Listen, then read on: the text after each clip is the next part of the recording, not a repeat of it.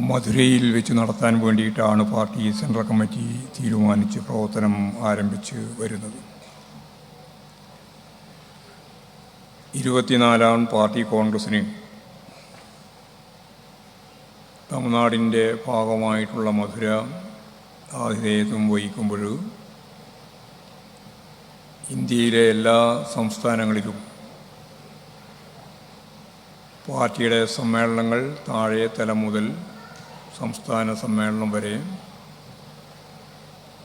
March മാസത്തോടുകൂടി പൂർത്തിയാക്കാനാണ് തീരുമാനിച്ചത്. ഏതാണ്ട് 6 മാസത്തിലധികം നീണ്ടു നിൽക്കുന്ന ഒരു സംസ്ഥാന സമ്മേളനം വരെയുള്ള ഒരു കാലം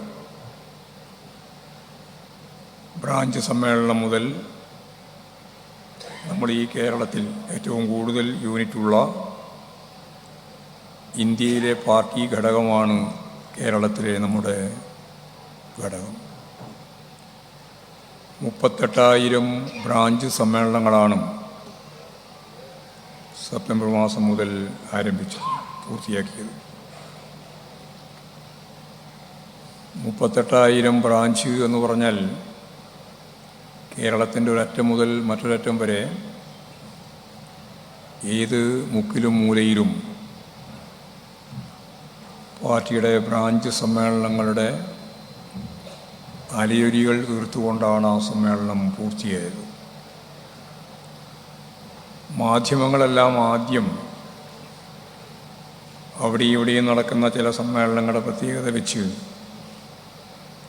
സമ്മേളനങ്ങൾ വലിയ പ്രശ്നമാണ്, ചർച്ചയാണ്, വിമർശനമാണ് എന്നൊക്കെ ബ്രാഞ്ച് സമ്മേളനം മുതൽ പറയാൻ തുടങ്ങി. പാർട്ടിയുടെ ചരിത്രത്തിൽ ഇത്ര വിപുലവും ഏതാണ്ട് 90-99% അറ്റൻഡൻസോടുകൂടി നടത്തിയ ബ്രാഞ്ച് സമ്മേളനങ്ങൾ പൂർത്തീകരിച്ചത് അപൂർവമാണ്. അതിനുശേഷമാണ് ഞങ്ങൾ 2444 ലോക്കൽ സമ്മേളനങ്ങൾ നടത്തണമെന്ന് തീരുമാനിച്ചത്. കരുനാഗപ്പള്ളി ഏരിയയിലെ പ്രശ്നം ഉൾപ്പെടെയുള്ള കാര്യങ്ങളിൽ നേതൃത്വത്തിനെതിരായി അതിശക്തിയായ വിമർശനം ഉന്നയിച്ചു. സംസ്ഥാന സെക്രട്ടറി MP ഗോവിന്ദൻ വാർത്ത പത്രത്തിൽ, പിന്നീട് അതുപോലെ തന്നെ ചാനലിൽ. ഇതാണ് സാമ്പിള്. ഇന്നലെ മറുപടി പറഞ്ഞ് സഖാവ് MA ബേബി ഞങ്ങളുടെ സമ്മേളനത്തിൽ ചർച്ചയൊക്കെ ഉണ്ടാവും, അതിലൊന്നും നിങ്ങൾക്ക് വിചാരിക്കും സംശയം വേണ്ട. മാധ്യമങ്ങളോട് ഞാൻ കുറേ പ്രാവശ്യമായി പറയുന്നു, വിമർശിക്കാൻ ഈ കേരളത്തിലെ, ഇന്ത്യയിലെ, ലോകത്തെമ്പാടുമുള്ള പ്രശ്നങ്ങളെ അടിസ്ഥാനപ്പെടുത്തി പാർട്ടി സഖാക്കൾക്ക്, പാർട്ടി ഡെലിഗേഷന് അവകാശമുണ്ട്. കമ്മ്യൂണിസ്റ്റ് പാർട്ടി ഒരു തൊഴിലാളി വർഗ പ്രസ്ഥാനമാണ് എന്ന് പറയുമ്പോൾ ഒരു സാർവദേശീയ പ്രസ്ഥാനമാണ്. ആ സാർവദേശീയ പ്രസ്ഥാനത്തിന് ലോകത്തെമ്പാടുമുള്ള വിവിധങ്ങളായ പ്രശ്നങ്ങളെപ്പറ്റി നിലപാടുണ്ട്. ആ നിലപാടുകളെ പറ്റിയെല്ലാം നമ്മുടെ ഡെലിഗേഷൻ്റെ ഭാഗമായി സഖാക്കൾക്ക് പറയാനുള്ളത് പറയാം. ദേശീയ രാഷ്ട്രീയവുമായിട്ട് ബന്ധപ്പെട്ട പ്രശ്നങ്ങളിലും പാർട്ടി നിലപാടുണ്ട്, അത് സംബന്ധിച്ചും ചർച്ച ചെയ്യാം. പിന്നെ പാർട്ടി ജനറൽ സെക്രട്ടറി മുതൽ താഴെ തലത്തിലുള്ള പാർട്ടി സഖാക്കൾ വരെയുള്ള സഖാക്കളെ പറ്റിയുള്ള വിമർശനമുണ്ട്, ആ വിമർശനം ഉന്നയിക്കാം. പാർട്ടി സംസ്ഥാന സെക്രട്ടറിക്കെതിരായിട്ട്, മുഖ്യമന്ത്രിക്കെതിരായിട്ട്, കേരളത്തിലെയും അതുപോലെ തന്നെ ഇന്ത്യയിലാകെയുമുള്ള പാർട്ടി നേതൃത്വത്തിൻ്റെ ഭാഗമായിട്ട് നിൽക്കുന്നവർക്കെതിരായിട്ട് വിമർശനം ഉന്നയിക്കാം. ഇനി ഒന്നുകൂടി ഞാൻ ശരിയായിട്ട് പറഞ്ഞാൽ, വിമർശനം ഉന്നയിക്കാം എന്ന ഒരു അഴകുഴമ്പൻ വിശദീകരണമല്ല. വിമർശനവും സ്വയം വിമർശനവും ഈ പാർട്ടിയുടെ ജീവശ്വാസം പോലെ വളരെ പ്രധാനപ്പെട്ട അനിവാര്യതയുള്ള ഒന്നാണ്. വിമർശനത്തിന് വിധേയമാവാത്ത, വിമർശനം ഏറ്റുവാങ്ങേണ്ടി വരാത്ത ഒരു പാർട്ടി നേതാവും പ്രവർത്തിക്കുന്ന മേഖലയിൽ ഒരിക്കലും ഉണ്ടാവില്ല. ഞങ്ങളുടെ വിമർശന രീതി മറ്റേതെങ്കിലും ഒരു പാർട്ടിക്കുള്ളതല്ല, ഞങ്ങൾക്ക് മാത്രമുള്ളതാണ്. ആ രീതി, അതിൻ്റെ പേരാണ് സ്വയം വിമർശനം. വിമർശനം എന്ന് പറയുമ്പോൾ ഞാൻ മറ്റുള്ളവരെ വിമർശിക്കുന്നു. എങ്ങനെയാണ് വിമർശിക്കുക? ഈ പാർട്ടിക്ക് ഇതിനേക്കാൾ മെച്ചപ്പെട്ട രീതിയിൽ മുന്നോട്ടേക്ക് പോകാൻ ആ ഘട്ടത്തിൽ നിങ്ങളെടുത്ത നിലപാട് ശരിയോ തെറ്റോ? ശരിയായിരുന്നില്ല എന്ന അഭിപ്രായം, അതാണ് വിമർശനം. അങ്ങനെ ആയിരുന്നില്ല ആ നിലപാട് സ്വീകരിക്കേണ്ടത്, അങ്ങനെ ആയിരുന്നില്ല ആ കാര്യത്തെ അവതരിപ്പിക്കേണ്ടത്. ഇങ്ങനെ ഓരോന്നിനെ സംബന്ധിച്ചുമുള്ള സഖാക്കളെ കറക്റ്റ് ചെയ്യുന്നതിന് വേണ്ടിയുള്ള വിമർശനം. അതിൻ്റെ ഒപ്പം തന്നെ കൂടപ്പുറപ്പായ ഒരു കാര്യമാണ് ഞാൻ ഉന്നയിക്കുന്ന ഈ വിമർശനത്തോടൊപ്പം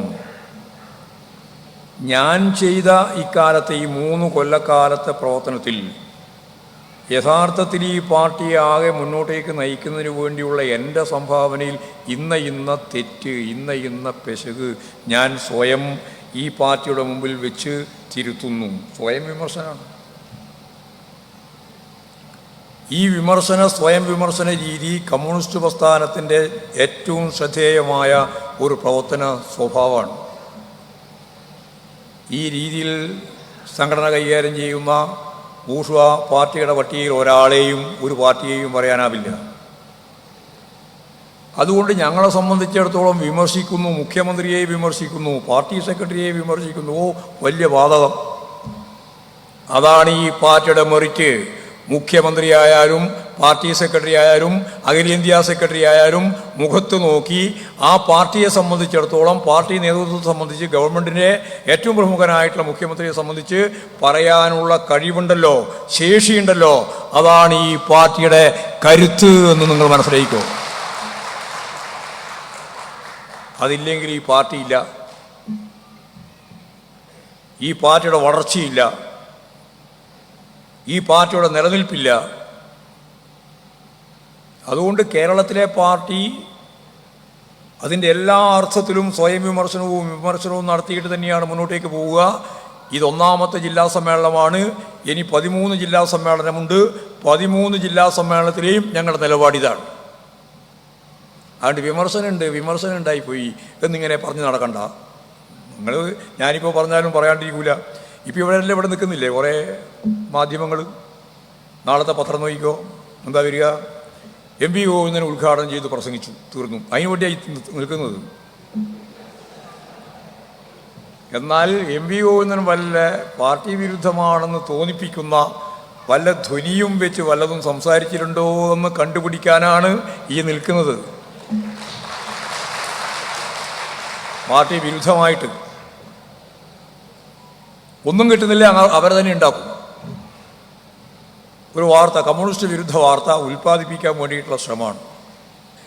ഇത് കുറേ കൊല്ലായി തുടങ്ങിയിട്ട് ഞങ്ങൾക്കതിൽ ഒരു ലെവലേശം ഭയം ഈ മാധ്യമങ്ങളെ സംബന്ധിച്ച് ഇപ്പോഴില്ല എന്ന് ഞാൻ ഉറപ്പിച്ചു പറയാം. ലെവലേശമില്ല. കാരണം നിങ്ങളുടെ ഒന്നും തണലിൽ വളർന്നു വന്നവരല്ല ഞങ്ങളാരെങ്കിലും. നിങ്ങളുടെ എല്ലാ ഷീട്ടിൻ്റെ ഭാഗമായിട്ടിപ്പോൾ VD സതീശനും K സുധാകരനും അതുപോലെ തന്നെ സുരേന്ദ്രനെല്ലാം നിങ്ങൾ നൽകുന്ന പിന്തുണയുണ്ടല്ലോ. ആ പിന്തുണയനുസരിച്ച് വന്നവരല്ല ഞങ്ങളൊന്നും.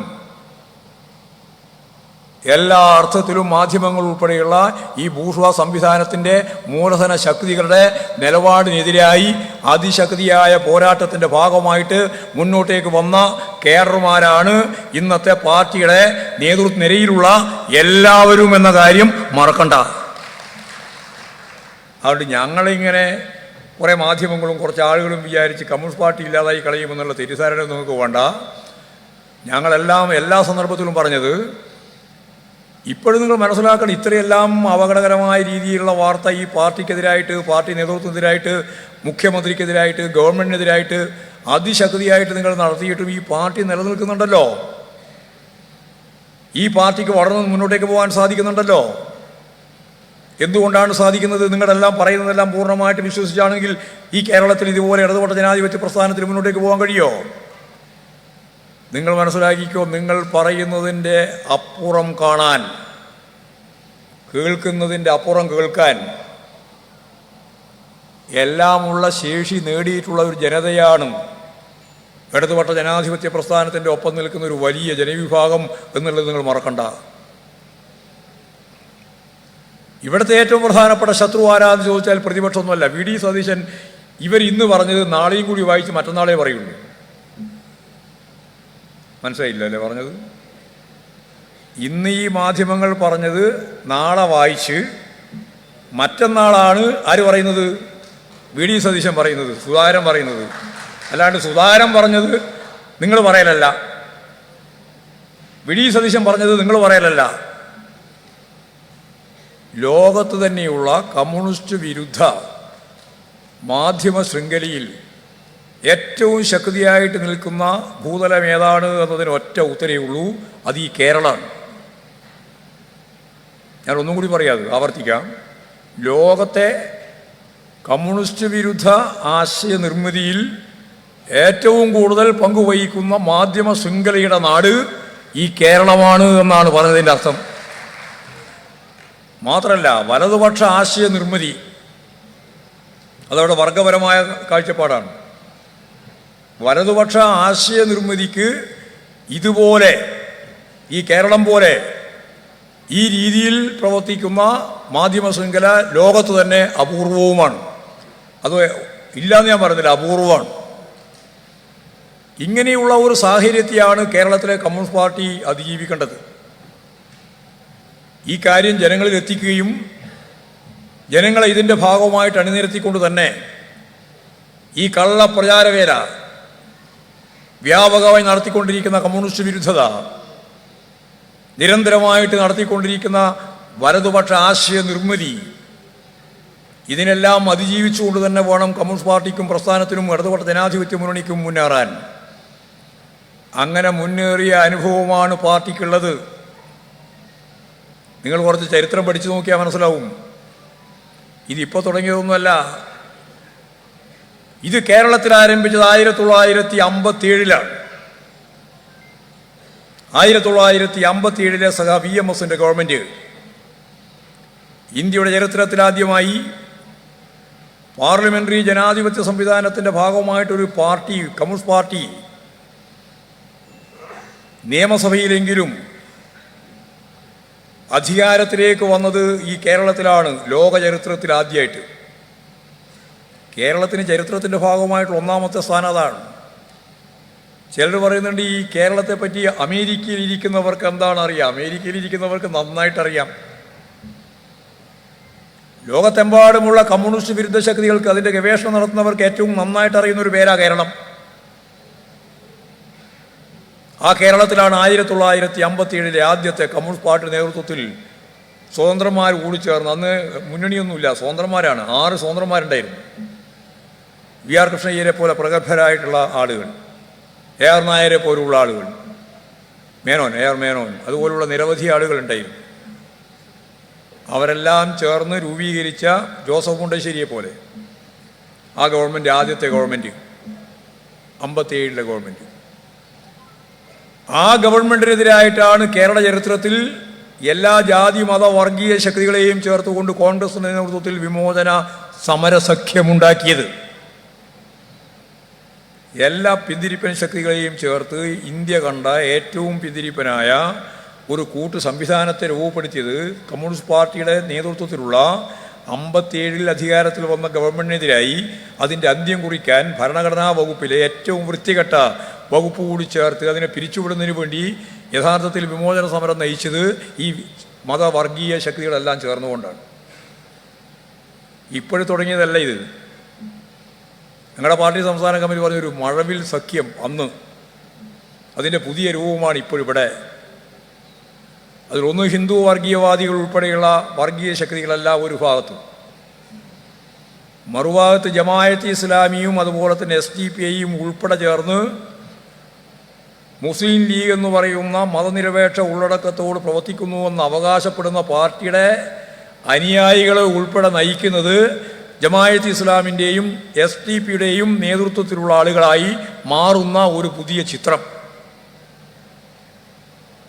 മുസ്ലിം ലീഗിൻ്റെ അണികളെ ആ തരത്തിലേക്ക് മാറ്റി വർഗീയവൽക്കരിക്കാനുള്ള ശ്രമം, അത് ഞങ്ങൾ കൃത്യമായിട്ട് പറഞ്ഞു. കഴിഞ്ഞ പാർലമെൻറ്റ് തെരഞ്ഞെടുപ്പിൻ്റെ ഭാഗമായിട്ട് കേരളത്തിൽ ഒരറ്റം മുതൽ മറ്റൊരറ്റം വരെ ഒരു സ്ഥാനാർത്ഥിയെയും നിർത്താതെ ഇടതുപക്ഷ ജനാധിപത്യ മുന്നണിയെ പരാജയപ്പെടുത്താൻ വേണ്ടി മുസ്ലിം ലീഗിൻ്റെയും കോൺഗ്രസിൻ്റെയും ഗുണഭോക്താവ് കോൺഗ്രസ്സാണ് പ്രധാനമായിട്ട്. മുസ്ലിം ലീഗിനെ ഉപയോഗപ്പെടുത്തിക്കൊണ്ട് മുസ്ലിം ഏകീകരണത്തിന് വേണ്ടി SDPIയും ജമാഅത്ത് ഇസ്ലാം ഉൾപ്പെടെ ചേർന്ന് അതിശക്തിയായ ഒരു വർഗീയ കൂട്ടുകെട്ട് ഈ കേരളത്തിൽ രൂപപ്പെടുത്തിയതിൻ്റെ ഭാഗമായിട്ടാണ് കാസർഗോഡ് മുതൽ ഇങ്ങോട്ട് ഈ മുസ്ലിം കേന്ദ്രീകൃത മേഖലയിലെല്ലാം 1,00,000-ലധികം വോട്ടിന് ഇടതുപക്ഷ ജനാധിപത്യ മുന്നണിക്ക് തോൽക്കേണ്ടി വന്നത്. വെറുതെയല്ല, ലീഗിൻ്റെ വോട്ട് കൊണ്ടൊന്നുമല്ല, കോൺഗ്രസിൻ്റെ വോട്ട് കൊണ്ടൊന്നുമല്ല. 7 നിയോജക മണ്ഡലങ്ങൾ ചേരുന്നതാണ് ഒരു പാർട്ടി.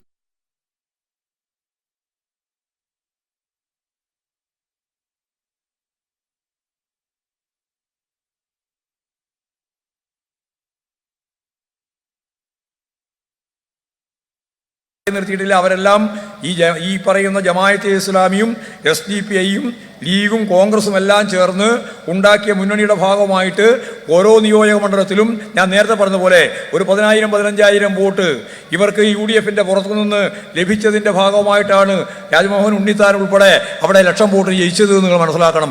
അതല്ല UDFന്റെ കെയർ ഓഫിലാണെന്ന് പറയുന്നതിൽ യാതൊരു കാര്യമില്ല. നിങ്ങൾ അങ്ങനെയാണ് ജയിച്ചത്. പക്ഷെ അതിന് ദൂരവ്യാപകമായ ഫലമുളവാക്കാൻ കഴിയും. രാഷ്ട്രീയത്തിൽ വർഗീയതയെ പ്രോത്സാഹിപ്പിച്ച്, അത് ന്യൂനപക്ഷ വർഗീയതയെ പ്രോത്സാഹിപ്പിച്ച് കോൺഗ്രസിന് തന്നെ പ്രധാനപ്പെട്ട ഒരു ഭാഗം ഹിന്ദുത്വ മുദ്രാവാക്യങ്ങളോട് മൃദു സമീപനം സ്വീകരിക്കുന്നു എന്നുള്ളതാണ്. അപ്പോൾ മൃദു ഹിന്ദുത്വ സമീപനം വേറൊരു ഭാഗത്ത്, തികച്ചും വർഗീയമായ ജമാഅത്ത് ഇസ്ലാമിനെയും SDPIയും ഉപയോഗിച്ചുകൊണ്ടുള്ള സമീപനം വേറൊരു ഭാഗത്ത്. ഇത് രണ്ടും ചേർന്നുകൊണ്ടാണ് ഏറ്റവും അവസാനത്തെ പാലക്കാട് ഉപതെരഞ്ഞെടുപ്പ് നിങ്ങൾ കൈകാര്യം ചെയ്തത്. അങ്ങനെയാണ്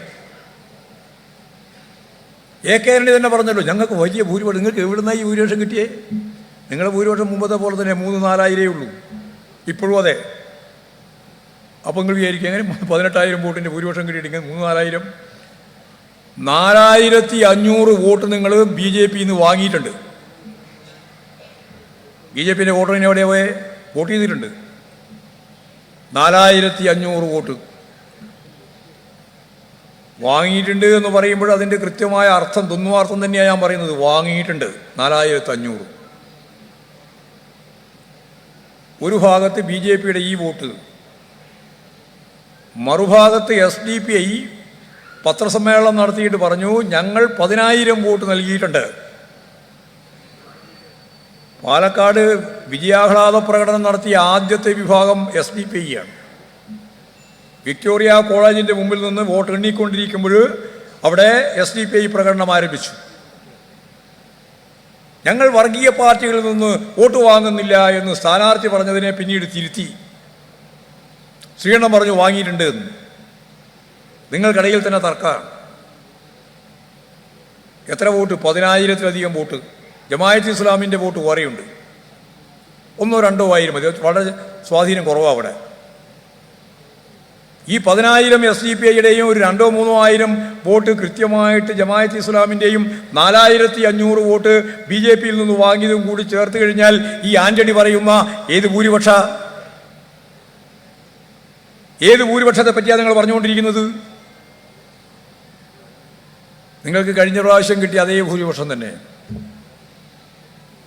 ഞങ്ങൾക്ക് കഴിഞ്ഞ പ്രാവശ്യം കിട്ടിയതിനേക്കാൾ കൂടുതൽ വോട്ട് കിട്ടി. സരിനെ സ്ഥാനാർത്ഥിയാക്കി നിർത്തിയപ്പോൾ വലിയ രീതിയിലുള്ള പ്രചാരവേല നിങ്ങൾ നടത്തി. ഞാൻ ആ കൺവെൻഷൻ ഉദ്ഘാടനം ചെയ്യുന്ന യോഗത്തിൽ സരിനെ ഇരുത്തിയിട്ട് തന്നെ പറഞ്ഞു, സരിൻ കഴിഞ്ഞ് 8 വർഷക്കാലം കോൺഗ്രസിൻ്റെ വക്താവാണ്. പക്ഷേ അനുഭവത്തിൻ്റെ വെളിച്ചത്തിൽ തിരുത്തി ഇടതുപക്ഷവുമായി സഹകരിച്ച് ഇടതുപക്ഷ ജനാധിപത്യ മുന്നണിയുമായി ബന്ധപ്പെട്ട് മുന്നോട്ടേക്ക് പോകാൻ തീരുമാനിച്ചിരിക്കുന്നു. തീരുമാനം വന്ന ഒറ്റ കാരണം കൊണ്ട് അദ്ദേഹം ഇപ്പോഴും പൂർണ്ണമായിട്ടൊരു ഇടതുപക്ഷക്കാരനായി എന്ന് പറയാൻ സാധിക്കില്ല. ഇടതുപക്ഷക്കാരനായിക്കൊണ്ടിരിക്കുകയാണ്. അങ്ങനെ പറയാൻ പറ്റില്ല. ഒറ്റ ദിവസം കൊണ്ട് ഒരാൾക്ക് ഇടതുപക്ഷമാവാൻ പറ്റില്ല. ഇടതുപക്ഷമായിക്കൊണ്ടിരിക്കുകയാണ്. അതായി തോറ്റതിന് ശേഷം ഞങ്ങളുടെ പാർട്ടി ഓഫീസിലേക്ക് വന്നു തിരുവനന്തപുരത്ത്.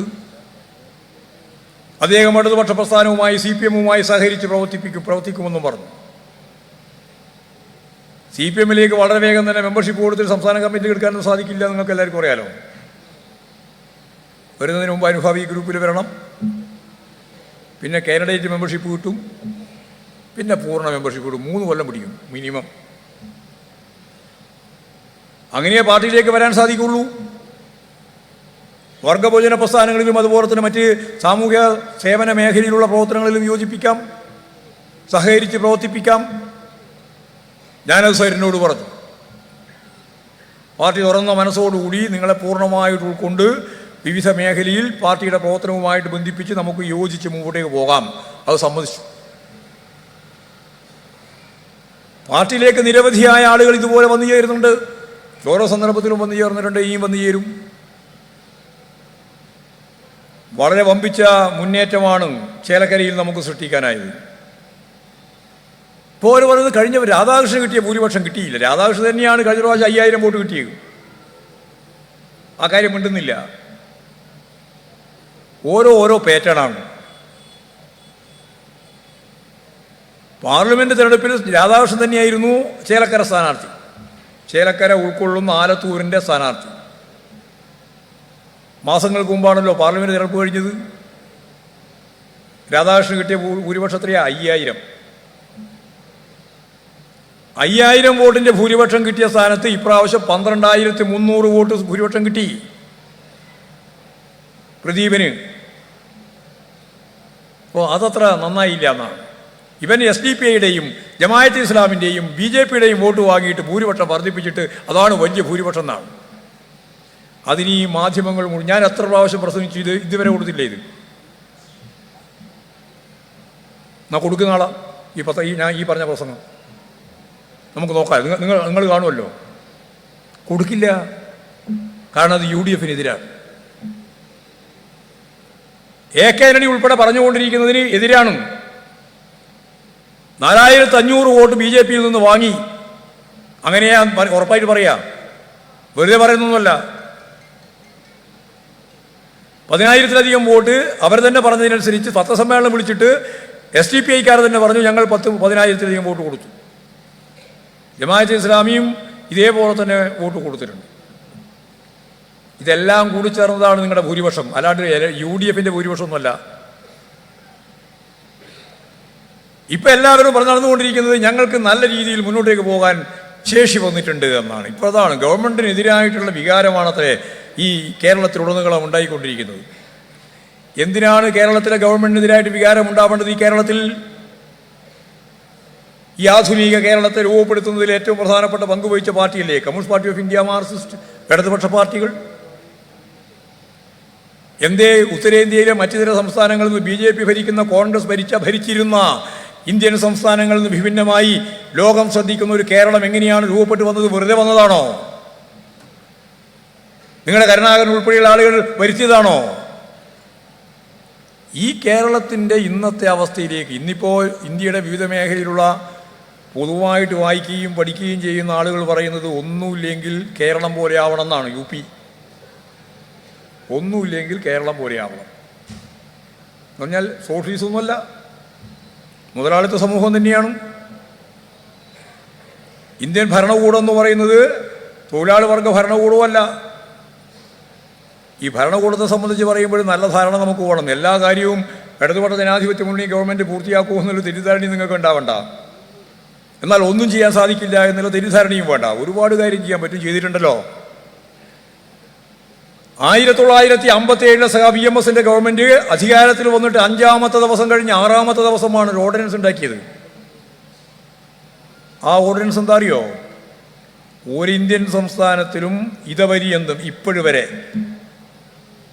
ഒരു കോൺഗ്രസിൻ്റെയും BJPയുടെയും ഗവൺമെൻറ് നടപ്പിലാക്കാൻ കൂട്ടാക്കാത്ത ഒരു ഓർഡിനൻസാണ് 1957 ഏപ്രിൽ മാസം 11-ാം തീയതി ഗവർണർ ഒപ്പിട്ട് ഇറക്കിയ ഓർഡിനൻസ്. അതെന്താ? അതാണ് ഈ കേരളത്തെ ഇന്നത്തെ കേരളമാക്കി രൂപപ്പെടുത്തുന്നതിന് അസ്ഥിവാരം പടുത്തത്. അതിലാണ് പറഞ്ഞത് ആദ്യമായിട്ട് ഈ കേരളത്തിലെ ജന്മിമാർ, ഭൂപ്രമാണിമാർ, അവരുടെ കുടികിടപ്പുകാർ, കൈവശ കൃഷിക്കാർ, കുടിയാന്മാർ, അവരെ ഇനി ഭൂമിയിൽ നിന്ന് ഒഴിപ്പിക്കരുത് എന്ന ഒഴിപ്പിക്കൽ വിരുദ്ധ ഓർഡിനൻസ്. ഒഴിപ്പിക്കൽ വിരുദ്ധ ഓർഡിനൻസോടുകൂടി നമ്മൾ പറയുന്ന ഒരു കാര്യം, അവർക്ക് തൻ്റെ ഇടം, തനിക്കിടം കിട്ടുമ്പോഴാണ് തൻ്റെ ഇടം. തനിക്കിടമില്ലെങ്കിൽ പിന്നെ തൻ്റെ ഇടമില്ല. മലയാളി തൻ്റെ ഇടിയായത് അപ്പോഴാണ്. കർണാടകക്കാരനും തമിഴ്നാടുകാരനും തമ്മിലുള്ള വ്യത്യാസം അവിടെയാണ്. അത് 57 സഖാ VMSൻ്റെ ഗവൺമെൻറ്റോടു കൂടിയാണ് നിൽക്കാൻ ഒരിടം. വെച്ചുകാണലും കങ്കാണിയും നൂരിയും മുക്കാലും വാശിയും വണ്ണാത്തി മാറ്റിമുടക്കലും കല്ലും തോലും വെച്ചുകെട്ടലും കൂലിയാൻ ഉൾപ്പെടെയുള്ള അക്രമ പിരിവുകൾ ജന്മിവർഗം ഈ കേരളത്തിൽ നടത്തിയിട്ടുള്ള കടന്നാക്രമങ്ങൾ നിങ്ങളെന്നെ കമ്മ്യൂണിസ്റ്റാക്കി ഉൾപ്പെടെ കാണുമ്പോഴാണ് മനസ്സിലാവുക ജനങ്ങൾക്ക്. ഈ അക്രമ പിരിവുകൾക്ക് നേതൃത്വം കൊടുത്ത ജന്മി ഭൂപ്രമാണി, അടിമകളെപ്പോലെ ജീവിച്ച പാവപ്പെട്ട കുടികിടപ്പുകാരൻ, അവൻ്റെ ജീവിതത്തെ വലിയ രീതിയിൽ സ്വാധീനിച്ച ആദ്യത്തെ ഓർഡിനൻസ് അതാണ് EMSൻ്റെ ഗവൺമെൻറ്റിൻ്റെ ആദ്യത്തെ പരിപാടി. 6ാമത്തെ ദിവസം കാർഷിക മേഖലയിൽ ഉണ്ടാക്കിയ മാറ്റം, വിദ്യാഭ്യാസ മേഖല എല്ലാവരോടും പറഞ്ഞു സ്കൂളിലേക്ക് പോകാൻ. സ്കൂളിൽ ചേരേണ്ടുന്ന മുഴുവൻ കുട്ടികളെയും പൂർണ്ണമായ അർത്ഥത്തിൽ സ്കൂളിലേക്ക് ചേർത്തു. പട്ടിണി കിടക്കുന്ന പാവപ്പെട്ട മനുഷ്യനോട് പറഞ്ഞു, നിന്റെ കുട്ടികൾ ഇനി പട്ടിണി കിടക്കേണ്ടതില്ല, ഉച്ചക്ക് കഞ്ഞി. കേരളത്തിൻ്റെ ചരിത്രത്തിലെ ആദ്യത്തെ ഒരു നാഴികക്കല്ലാണ് ഉച്ചക്ക് കഞ്ഞി. പട്ടിണി കിടക്കുന്ന കുട്ടികളെല്ലാം സ്കൂളിലേക്ക്. ആ തലമുറയിൽ നിന്നാണ് പുതിയ തലമുറയിലേക്ക് 2 തലമുറയായി. അന്ന് പഠിച്ച രക്ഷിതാക്കളുള്ള ആ തലമുറ, അവരുടെ മക്കളുമായി. ഇപ്പോഴിന്ത്യയിലെ മറ്റിതര സംസ്ഥാനങ്ങളിൽ നിന്ന് വ്യത്യസ്തമായിട്ട് ഈ കേരളത്തിലെ ഈ 3ാം തലമുറ അഭ്യസ്തവിദ്യരായ യുവതി യുവാക്കളാണ്, ഒരാളൊഴിയാതെ. ഇന്ത്യയിലെ ഏതെങ്കിലും സംസ്ഥാനത്തിലുണ്ടോ ഇങ്ങനെ? പട്ടികജാതിക്കാരനും പട്ടികവർഗക്കാരനും പിന്നോക്കക്കാരനും ഓട്ടോറിക്ഷക്കാരനും ചുമട്ടുതൊഴിലാളിയും ചെത്തുതൊഴിലാളിയും കശുവണ്ടി തൊഴിലാളി ഉൾപ്പെടെ ഈ കേരളത്തിൽ അങ്ങോളം ഇങ്ങോളമുള്ള മുഴുവൻ കുടുംബങ്ങളിലെയും പുതിയ തലമുറ അഭ്യസ്തവിദ്യരായ യുവതി യുവാക്കളാണ്. ഇന്ത്യയിൽ വേറെ എവിടെ ഇതില്ല. എല്ലാ സ്ഥലത്തും അഭ്യസ്തവിദ്യരായ യുവതി യുവാക്കളുണ്ട്. അവരെല്ലാം പ്രമാണിമാരുടെ മക്കളാണ്, അവരെല്ലാം ഭൂപ്രമാണിമാരുടെ മക്കളാണ്, വലിയ ഉദ്യോഗസ്ഥ പ്രഭുക്കളുടെ മക്കൾ. ഇവിടെ ഏത് പട്ടികജാതിക്കാരൻ്റെയും വീട്ടിൽ ഇപ്പോഴും ഈ പറഞ്ഞ പോലെ അഭ്യസ്തവിദ്യരായ യുവതി യുവാക്കളുണ്ട്. കോരി വാരി എടുക്കാൻ സാധിക്കുന്ന അത്ര അഭ്യസ്തവിദ്യരായ ചെറുപ്പക്കാരുള്ള നാടാണ് കേരളം, ലോകത്ത് തന്നെ.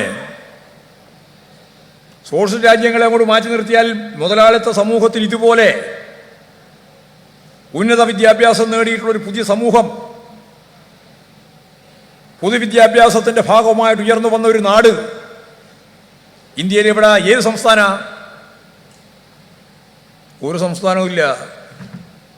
വിദ്യാഭ്യാസ മേഖലയുടെ ഇടതുപക്ഷ സ്വാധീനത്തിൻ്റെ ഭാഗമായ നിലപാടിൻ്റെ ഒരു ഉൽപ്പന്ന ഇത്. ആരോഗ്യദൈർഘ്യം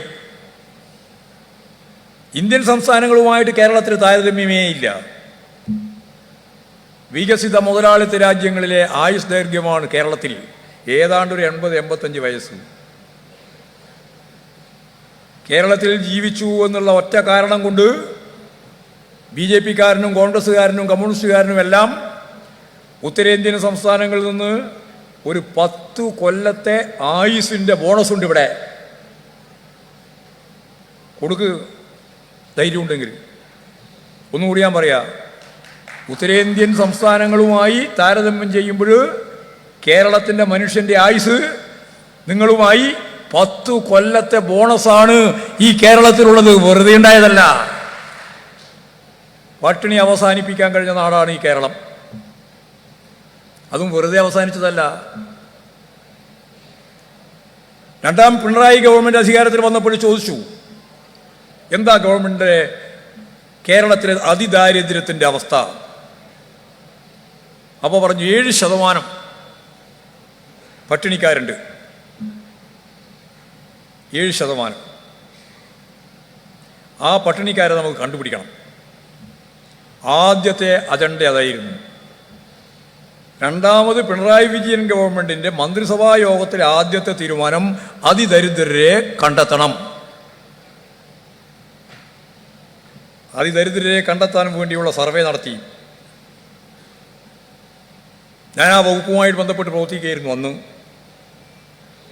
ഞങ്ങൾ കൃത്യമായിട്ട് കണ്ടെത്തി, ഒരു കൊല്ലം പൂർത്തിയാകുന്നതിന് മുമ്പ് അതിദരിദ്രരായ കുടുംബങ്ങളുടെ എണ്ണം 64,006.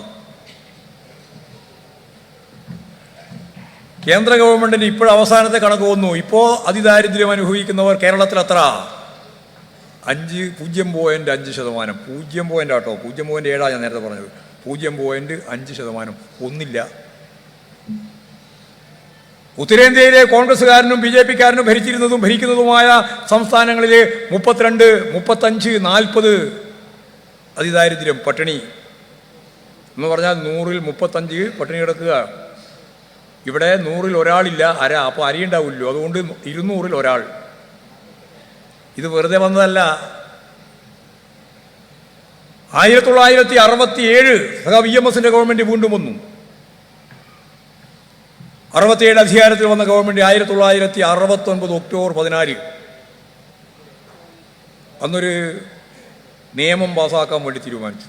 ഗൗരിയമ്മയാണ് ആ ബില്ല് പൈലറ്റ് ചെയ്തത്. അതിൻ്റെ പേര് കാർഷിക ഭൂപരിഷ്കരണ ഭേദഗതി നിയമം. ആ കാർഷിക ഭൂപരിഷ്കരണ ഭേദഗതി നിയമത്തെ തുടർന്ന് പിന്നീട് അധികാരത്തിൽ വന്ന ഗവൺമെൻറ് സ്വാഭാവികമായിട്ടും നമ്മുടെ നിലപാടിനോട് യോജിക്കുന്ന ഗവൺമെൻറ്റല്ല. കരുണാകരൻ ഉൾപ്പെടെയുള്ളവരാണ്. കേരളം വേണമെങ്കിൽ വേറി മാറ്റി പറയാം, ഞാനതിലേക്ക് ഇപ്പം കിടക്കുന്നില്ല. ആ ഗവൺമെൻറ് ആ നിയമം നടപ്പിലാക്കാൻ കൂട്ടാക്കാത്ത ഗവൺമെൻറ്റാണ് വർഗ നിലപാടിനനുസരിച്ച്. ഞാൻ നേരത്തെ പറഞ്ഞില്ലേ, നിയമം പാസ്സാക്കി പെട്ടെന്ന് തന്നെ ഗവൺമെൻറ് പോയി. നമ്മുടെ ഗവൺമെൻറ് പോയി, മറ്റേ ഗവൺമെൻറ് വന്നു. 1969 ഡിസംബർ 14, ഒക്ടോബർ 14 നിയമം.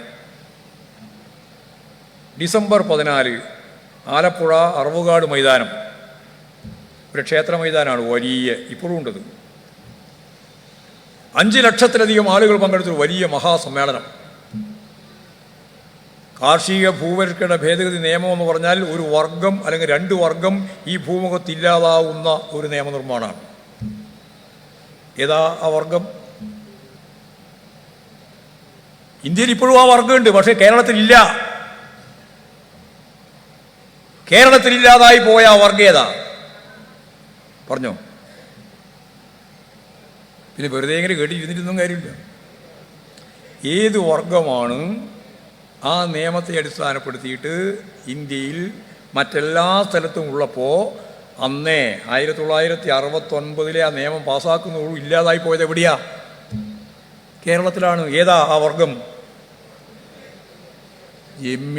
എമ്മി ആണെങ്കിൽ ആ വർഗം ഒറ്റക്ക് നിൽക്കില്ല. വർഗം എന്ന് പറഞ്ഞാൽ വർഗങ്ങളാണ്, ദ്വന്ദ്വമാണ്. കുടിയാൻ അല്ലെങ്കിൽ കുടികിടപ്പുകാരൻ, 2 വർഗമില്ല ഇപ്പോൾ. എമ്മിയും ഇല്ല, കുടിയാനും ഇല്ല. ഉണ്ടോ? എവിടെയും കണ്ടിട്ടുണ്ടോ നിങ്ങൾ കുടിയാന? ഉണ്ടോ എവിടെയെങ്കിലും? എവിടെയെങ്കിലും ജമ്മിയെ കണ്ടിട്ടുണ്ടോ? ഇല്ല. ജന്മിത്വം അവസാനിപ്പിച്ചു. അടിസ്ഥാനപരമായ നിലപാടുകൾ പോലും കൈകാര്യം ചെയ്യാൻ സാധിക്കുന്ന സാധ്യത ഇടതുപക്ഷ ഗവൺമെൻറ്റിനുണ്ട് എന്ന് തെളിയിച്ചതാണത്. വെറും സഹായം കൊടുക്കൽ മാത്രമല്ല, അതിൻ്റെ ഭാഗമായിട്ട് 36 ലക്ഷം കുടുംബങ്ങളാണ് സ്വന്തമായി 1969 ഡിസംബർ മാസം 14 ലക്ഷക്കണക്കിന് ആളുകൾ പങ്കെടുത്ത ആ മഹാസമ്മേളനത്തിൻ്റെ ഭാഗമായിട്ട് സമരപ്രഖ്യാപനം നടത്തിയ സഖാവ് എ കെ ജി പറഞ്ഞു, 1970 ജനുവരി മാസം 1 നിങ്ങൾ നിയമം നടപ്പിലാക്കിയാലും നടപ്പിലാക്കിയില്ലെങ്കിലും ഞങ്ങൾ ഇന്ന് പ്രഖ്യാപിക്കുന്നു, ഈ നിയമം ഞങ്ങൾ നടപ്പിലായതായി പ്രഖ്യാപിക്കുന്നു. ലോക ചരിത്രത്തിലെ അപൂർവ സംഭവങ്ങളിൽ ഒന്നാണ്. കേരളം വെറുതെ ഇങ്ങോട്ട് വന്നതല്ല, അതാ ഞാൻ പറഞ്ഞു വരുന്നത്. നിങ്ങൾ നടപ്പിലാക്കിയാലും നടപ്പിലാക്കിയില്ലെങ്കിലും 1970 ജനുവരി മാസം 1 ഈ നിയമം നടപ്പിലായതായി ഞങ്ങളിതാ പ്രഖ്യാപിക്കുന്നു. പാർലമെന്റേതര മാർഗം, പാർലമെന്ററി മാർഗമനുസരിച്ച് നിയമനിർമ്മാണം നടപ്പിലാക്കാൻ കൂട്ടാക്കാതിരിക്കുമ്പോൾ പാർലമെന്റേതര മാർഗമനുസരിച്ചുള്ള ജനകീയ മുന്നേറ്റം 1970 ജനുവരി മാസം 1 പുലരുമ്പോൾ ഈ കേരളക്കരയിൽ ഒരറ്റം മുതൽ മറ്റൊരറ്റം വരെ ലക്ഷക്കണക്കിന് കമ്മ്യൂണിസ്റ്റുകാർ കർഷക തൊഴിലാളി പ്രസ്ഥാനത്തിൻ്റെ വക്താക്കൾ, കർഷക പ്രസ്ഥാനത്തിൻ്റെ വക്താക്കൾ എല്ലാം രംഗത്തിറങ്ങി. കുടിയടപ്പ് വളച്ചു കെട്ടി കുടിയാൻ്റെ ഭൂമിയിലേക്ക് പൂർണ്ണമായി അധികാരം സ്ഥാപിച്ചു. അങ്ങനെ അധികാരം സ്ഥാപിച്ചതിൻ്റെ ഭാഗമായി ഏതാണ്ട് 2 വർഷക്കാലം നീണ്ടുനിന്ന പോരാട്ടത്തിൽ ഞങ്ങളുടെ 18 സഖാക്കളാണ്, ഭാർഗവി ഉൾപ്പെടെ, സ്ത്രീ സഖാവ്, ആലപ്പുഴയിലെ സ്ത്രീ സഖാവ് ഉൾപ്പെടെ 18 സഖാക്കളാണ് സ്വന്തം ജീവിതം തന്നെ സമർപ്പിക്കേണ്ടി വന്ന രക്തസാക്ഷികളായത്. ഏതെങ്കിലും രീതിയിലുള്ള ഒരു തമാശക്കളി പോലെയല്ല, ജീവിതം വെച്ചുകൊണ്ടുള്ള കളിയായിരുന്നു. പിന്നെ തുടർന്ന് വന്ന മിച്ചഭൂമി സമരത്തിൻ്റെ ഭാഗമായിട്ട് ലക്ഷക്കണക്കിന് ആളുകൾ ജയിലിലേക്ക്. ഇതെല്ലാം കഴിഞ്ഞ് തിരിഞ്ഞു നോക്കുമ്പോൾ ഈ കമ്മ്യൂണിസ്റ്റ് പാർട്ടി ചെങ്കൊടി പ്രസ്ഥാനത്തിന് അഭിമാനത്തോടെ പറയാം, കേരളത്തിൻ്റെ ഭൂബന്ധത്തിൽ മൗലികമായ മാറ്റം വരുത്തിക്കൊണ്ട് 36 ലക്ഷം കുടുംബങ്ങൾക്ക് 5 സെന്റ് മുതൽ 15 ഏക്കർ വരെ ഭൂമി നൽകാൻ കഴിഞ്ഞ പ്രസ്ഥാനമാണ് കമ്മ്യൂണിസ്റ്റ് പ്രസ്ഥാനം ഈ കേരളത്തിൽ. വെറുതെയല്ല കേരളം ഉണ്ടായത്, യാദൃശ്ചികമായി സംഭവിച്ച എന്തെങ്കിലും കാര്യം കൊണ്ടല്ല. 36 ലക്ഷം കുടുംബങ്ങൾക്ക് എന്ന് പറഞ്ഞാൽ അന്നത്തെ ആകെ ഉണ്ടായിരുന്ന കുടുംബങ്ങളിൽ ഭൂരിപക്ഷത്തിന് സ്വന്തമായിട്ട് ഭൂമി 5 സെന്റ് മുതൽ 15 ഏക്കർ വരെ. ഭൂബന്ധത്തിൽ മൗലികമായ മാറ്റത്തിൻ്റെ ഭാഗമായി ജന്മിത്വം അവസാനിച്ചു. ആ നിയമനിർമ്മാണം നടക്കുമ്പോൾ അന്നത്തെ പാർട്ടി സെക്രട്ടറി സഖാവ് CH കണാരൻ MLA കൂടിയായിരുന്നു. അന്ന് വളരെ വ്യക്തമായിട്ട് പറഞ്ഞു, ഭരണഘടനയെ മറികടന്നുകൊണ്ട് ഈ നിയമം പാസ്സാക്കാൻ സാധിക്കണമെങ്കിൽ പ്രതിഫലം കൊടുത്തേ പറ്റൂ. അപ്പോഴൊരു പുതിയ പദം കണ്ടുപിടിച്ചു. അതൊക്കെ കമ്മ്യൂണിസ്റ്റ് പാർട്ടിയുടെ ചരിത്രത്തിലെ പുതിയ അധ്യായങ്ങളാണ്. ഒരു പുതിയ പദം, പ്രതിഫലം കൊടുക്കണ്ടേ, കൊടുത്തില്ലെങ്കിൽ ഭരണഘടനാപരമായിട്ട് നിൽക്കില്ല, നിയമം നിൽക്കില്ല. ഇപ്പോൾ പ്രതിഫലം കൊടുക്കണം. എന്നാൽ ആ നിയമസഭയിൽ ഏറ്റവും പ്രധാനമായിട്ട് കർഷക സംഘത്തിൻ്റെ പ്രസ്ഥാനത്തിൻ്റെ നേതാവ് കൂടിയാണ് സഖാവ് CH കണാരൻ. CH കണാരൻ പറഞ്ഞൊരു പദമാണ് അതിന് ഏറ്റവും അടിസ്ഥാനമായി നിന്നത്. അയാൾ വലിയ വക്കീലൊന്നും ആയിരുന്നില്ലല്ലോ. സഖാവ് CH കണാരൻ പറഞ്ഞു, നമുക്ക് പ്രതിഫലം കൊടുക്കാം. എന്നിട്ട് പറഞ്ഞു, ജന്മിമാർക്ക് നാമമാത്രമായ പ്രതിഫലം. എത്ര സുന്ദരമായ പദമാണ്, നാമമാത്രമായ പ്രതിഫലം. ആദ്യം കുടിയാനോട് കൊടുക്കാൻ പറഞ്ഞു, പിന്നീട് ഗവൺമെൻറ് തന്നെ അത് കൊടുത്തു. അങ്ങനെയാണ് ഭരണഘടനയെ മറികടന്ന് ആ നിയമം പാസ്സാക്കാൻ കഴിഞ്ഞത്. ഈ കേരളം അതിൻ്റെ തുടർച്ചയായിട്ട് മുന്നോട്ടേക്ക് വരികയില്ലേ?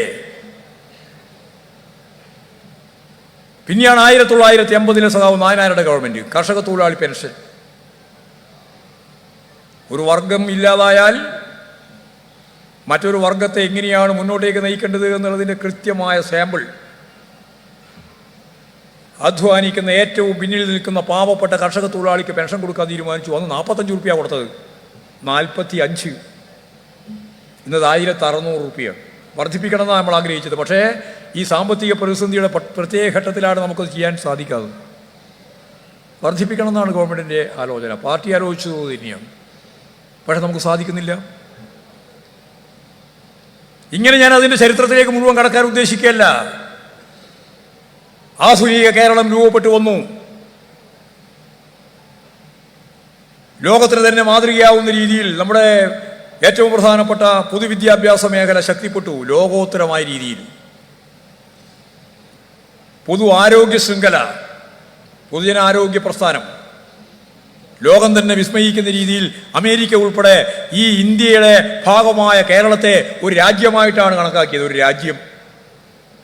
കോവിഡ് പശ്ചാത്തലത്തിൽ ഈ കേരളത്തെ പറ്റി പ്രത്യേകമായിട്ട് പരാമർശം.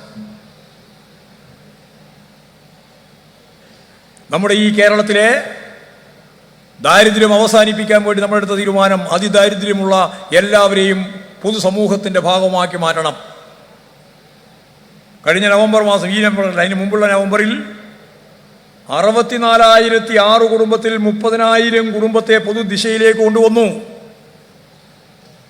ബാക്കി 34,006. വരുന്ന വർഷം നവംബർ 1-ാം തീയതി കേരളപ്പിറവി 2025. 2025 നവംബർ 1-ാം തീയതി ആകുമ്പോഴേക്ക് ഇന്ത്യയുടെ ചരിത്രത്തിൽ ആദ്യമായി അതിദാരിദ്ര്യം അവസാനിപ്പിക്കുന്ന ആദ്യത്തെ സംസ്ഥാനമായി ഈ കേരളം മാറാൻ പോവാണ്. ഇന്ത്യയിൽ ആദ്യം അതിദാരിദ്ര്യമില്ലാത്ത ആദ്യത്തെ ഇന്ത്യൻ സംസ്ഥാനം, പട്ടിണിയില്ലാത്ത ആദ്യത്തെ ഇന്ത്യൻ സംസ്ഥാനം, അതാണ് കേരളം. തൊഴിലില്ലായ്മയാണ് നമ്മുടെ ഏറ്റവും പ്രധാനപ്പെട്ട പ്രശ്നം. കഴിഞ്ഞ അസംബ്ലി തെരഞ്ഞെടുപ്പിൻ്റെ ഭാഗമായിട്ട് പുറത്തിറക്കിയിട്ടുള്ള പ്രകടന പത്രികയിൽ ഇടതുപക്ഷ ജനാധിപത്യ മുന്നണി പറഞ്ഞു 20 ലക്ഷം അഭ്യസ്തവിദ്യരായ യുവതി യുവാക്കൾക്ക് തൊഴിൽ. 20 ലക്ഷം അഭ്യസ്തവിദ്യരായ യുവതി യുവാക്കൾക്ക് തൊഴിൽ. PSC മുഖേന ഏറ്റവും കൂടുതൽ തൊഴിൽ നൽകുന്ന ഇന്ത്യൻ സംസ്ഥാനം കേരളമാണ്. റാങ്ക് ഹോൾഡേഴ്സിന് പരാതിയും പ്രശ്നങ്ങളൊക്കെ ഉണ്ടാവും. പക്ഷേ ഇന്ത്യയിൽ ആകെ കഴിഞ്ഞ 8 കൊല്ലക്കാലം കൊണ്ട് തൊഴിൽ നൽകിയതിൻ്റെ പകുതിയിലധികം ആളുകൾ ഈ കേരളത്തിലുള്ളവരാണെന്ന് നിങ്ങൾ മനസ്സിലാക്കണം. ഇന്ത്യയിലായുള്ളതിൻ്റെ. ഇപ്പോൾ നമ്മുടെ PSC ആണ് ഏറ്റവും നന്നായിട്ട് തൊഴിൽ കൊടുക്കുന്നത്. അഭ്യസ്തവിദ്യരായ യുവതി യുവാക്കൾക്ക് പുതിയ തലമുറ, പണ്ടത്തെ ഇരുമ്പുരുക്ക് വ്യവസായമൊന്നും ഇനി കേരളത്തിൽ വരാൻ പോകുന്നില്ല. പാർട്ടി തന്നെ പറഞ്ഞു ഒരു വിജ്ഞാന സമൂഹം. വിജ്ഞാന സമൂഹം എന്ന് പറഞ്ഞാൽ എല്ലാവർക്കും മനസ്സിലാവും, വിജ്ഞാനം ഉള്ളവരുടെ സമൂഹം. എന്നാൽ അതിൻ്റെ കൂട്ടത്തിൽ വേറൊരു പദം കൂടി ഉപയോഗിച്ചു. അതെന്താ? വിജ്ഞാന സമൂഹത്തിൻ്റെ ഒപ്പം ഒരു പദവും കൂടി ഉപയോഗിച്ചിട്ടുണ്ട്. എന്താ അത്? പറ, ആർക്കറിയാം?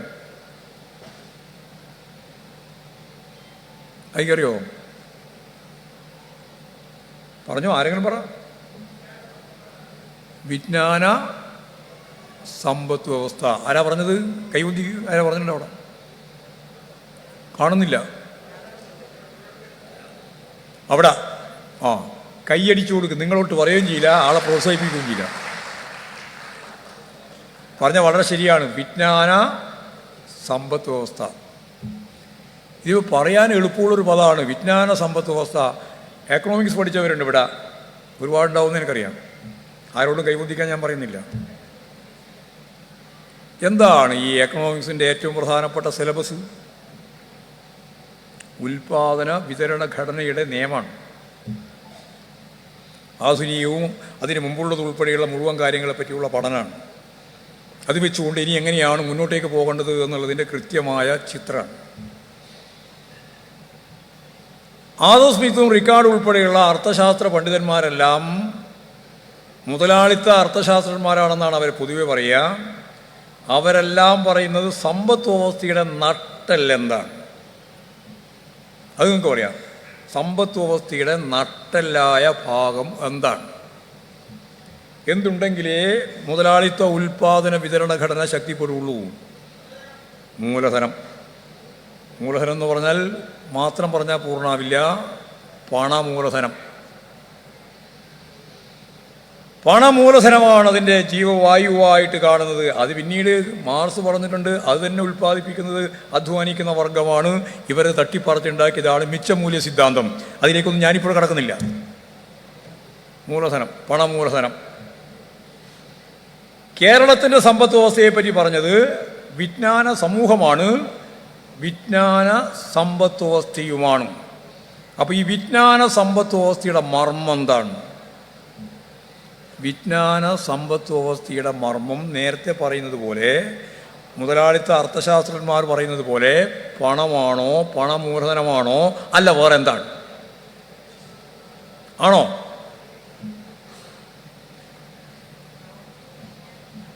പണമൂലധനമല്ല. അതിനു പകരം ഒരു പുതിയ മൂലധനമാണ്. ആ മൂലധനം ഏതാ? ഞാനിത് പറഞ്ഞാൽ തന്നെ മറുപടി പറയാൻ പറ്റുന്നതാണ്. പറ, ആ മൂലധനം ഏതാണെന്ന്?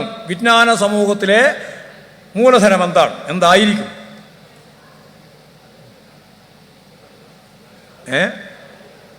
അറിവ്, വിജ്ഞാനം.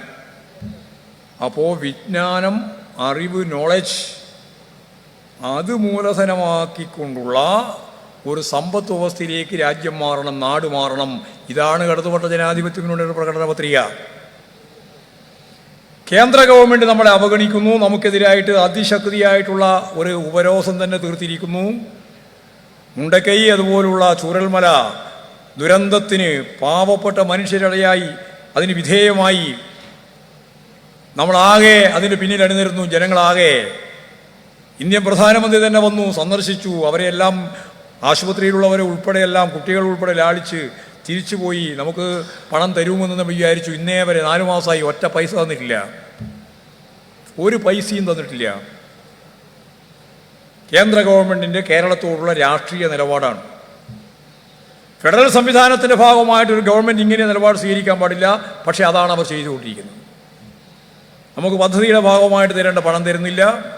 നമ്മൾ നടപ്പിലാക്കിയിട്ടുള്ള ഫണ്ട് നമുക്ക് കേന്ദ്ര ഗവൺമെൻറ് തരാൻ കൂട്ടാക്കുന്നില്ല. ഫിനാൻസ് കമ്മീഷൻ്റെ ഭാഗമായിട്ട് തരേണ്ടിയിരുന്ന യഥാർത്ഥ വിഹിതം നമുക്ക് തരുന്നില്ല. റവന്യൂ കമ്മി നികത്താൻ വേണ്ടിയിട്ട് നമുക്ക് തരേണ്ടുന്ന പണം അവർ തരുന്നില്ല. അതെല്ലാം ഉപേക്ഷിച്ചിരിക്കുന്നു. ഇതാണ് സ്ഥിരം. ഇങ്ങനെയുള്ള ഒരു സാഹചര്യത്തിൽ എല്ലാ കാലവും ഗവൺമെൻറ് പണം തന്നില്ല എന്ന് പറഞ്ഞു പോകാൻ നമുക്കാവോ? കേരളത്തിലെ ഇടതുപക്ഷ ജനാധിപത്യ മുന്നണി ഗവൺമെൻറ്റിന് സ്വന്തം കാലിൽ നിൽക്കാനാവണം. വിഴിഞ്ഞം പദ്ധതിയുടെ ഭാഗമായിട്ട് അവർ തരാൻ തീരുമാനിച്ച ഏതാണ്ട് 870 കോടി റുപ്യ ഇപ്പോഴേ തരില്ല, കടം തരാമെന്നാണ് പറയുന്നത്. ഒരു വ്യവസായ ശൃംഖലയുടെ ഭാഗമായിട്ട് രാജ്യത്തിൻ്റെ സംഭാവന എന്ന നിലയിൽ കേന്ദ്ര ഗവൺമെൻറ് നമ്മളെ സഹായിക്കാൻ വേണ്ടി തരേണ്ടുന്ന പണത്തിന് പകരം അത് തരില്ല എന്നാണ്. ഇനി അഥവാ തന്നാൽ അതിൻ്റെ ലാഭവീതം അങ്ങോട്ട് കൊടുക്കണം മാസാമാസം എന്നാണ്. ചെറിയ പണം തരിക, 10,000 കോടി റുപ്യ തിരിച്ചു കൊണ്ടുപോവുക, ഇതാ പരിപാടി. അപ്പോൾ കേരളം ഒരു സംശയമില്ലാത്ത രീതിയിൽ ഉറപ്പിച്ച് ഞാൻ പറയാം, ഇവരെ ആകെ ഷീട്ടിൽ നിൽക്കാൻ നമുക്കാവില്ല. നമ്മുടെ വിജ്ഞാനത്തെ, നമ്മുടെ നോളജിനെ അടിസ്ഥാനപ്പെടുത്തിയിട്ട് ഒരു സമ്പത്ത് വ്യവസ്ഥ രൂപപ്പെടുത്തിയെടുക്കുക തന്നെ വേണം. അങ്ങനെ വരുമ്പോൾ നമുക്ക് 2 കാര്യങ്ങളാണ്. ഒന്ന്, ആധുനിക സജ്ജീകരണങ്ങളോടുകൂടിയുള്ള വ്യവസായ ശൃംഖലകൾ വിജ്ഞാനാധിഷ്ഠിതമായി. 2, വിജ്ഞാനാധിഷ്ഠിതമായ സംവിധാനം ഉപയോഗിച്ചുകൊണ്ടുള്ള നമ്മുടെ സംരംഭക പ്രവർത്തനം. നമ്മൾ രണ്ടാമത്തെ ഗവൺമെൻറ്റിൻ്റെ ആദ്യ കൊല്ലം തീരുമാനിച്ചു നമുക്ക് 1 ലക്ഷം സംരംഭകരെ രജിസ്റ്റർ ചെയ്യാനാവണം. അന്ന് പലരും ചോദിച്ചു 1 ലക്ഷം. അത് കഴിഞ്ഞപ്പോൾ 1 ലക്ഷത്തിലധികമായി. രണ്ടാമത്തെ കൊല്ലം പറയുമ്പോൾ 2,40,000 100 കോടി റുപ്യ വരെ. ഏതാണ്ട് 7 ലക്ഷം ആളുകൾക്ക് തൊഴിൽ കൊടുക്കാൻ ഇപ്പോഴും സാധിച്ചു. 7 ലക്ഷം ആളുകൾക്ക് തൊഴിൽ കൊടുക്കാൻ ഇപ്പോഴും സാധിച്ചു. സംഘടിതമായ മറ്റ് മേഖലയിലും തൊഴിൽ കൊടുത്തു. ഏതാണ്ട് 10 ലക്ഷത്തിലധികം ആൾക്ക് ഇപ്പോഴും തൊഴിൽ കൊടുത്തു കഴിഞ്ഞു. KDSC, അതേപോലെ തന്നെ നോളജ് എക്കണോമി മിഷൻ, ഇതെല്ലാം ചേർന്നുകൊണ്ട് ബാക്കിയുള്ളവർക്ക് തൊഴിൽ കൊടുക്കാനുള്ള ശ്രമവും ഇപ്പോൾ നടന്നുകൊണ്ടിരിക്കുകയാണ്. ഒരു സംശയവും വേണ്ട, 2026 മെയ് മാസമാകുമ്പോഴേക്ക് കേരളത്തിലെ സംരംഭക പ്രവർത്തനത്തിൻ്റെയും തൊഴിൽ ലഭിക്കുന്നതിൻ്റെയും ഭാഗമായിട്ട് 20 ലക്ഷം അഭ്യസ്തവിദ്യരായ യുവാക്കൾക്ക് ഈ കേരളത്തിൽ തൊഴിൽ കിട്ടും എന്നുള്ളതിന് ഗ്യാരണ്ടിയോടുകൂടി ഈ ഗവൺമെൻറ് നിലപാട് സ്വീകരിക്കും. അതൊരു ചരിത്രമാണ്. തൊഴിലില്ലായ്മ ഒരു പരിധിവരെ പരിഹരിക്കുന്നു മാത്രമല്ല ഇതിൻ്റെ അർത്ഥം. ഇന്നലെ വരെ തൊഴിലില്ലാതിരുന്ന 20 ലക്ഷം ആളുകൾക്ക് അവൻ്റെ വീട്ടിലേക്ക് ഒരു 20,000, 30,000, 40,000, 50,000 റുപ്യ കിട്ടുമ്പോൾ ആളോഹരി വരുമാനം ഇന്ത്യയിലെ റെക്കോർഡിലേക്ക് കേരളം മാറും. സമ്പത്ത് വ്യവസ്ഥ വേറൊരു രീതിയിലേക്ക് വളരും. ഇന്ത്യയുടെ മറ്റു വിവിധ സംസ്ഥാനങ്ങളിൽ വ്യത്യസ്തമായ ഒരു ചിത്രം, എല്ലാവർക്കും തൊഴിൽ ലഭിക്കാനുള്ള സാധ്യത.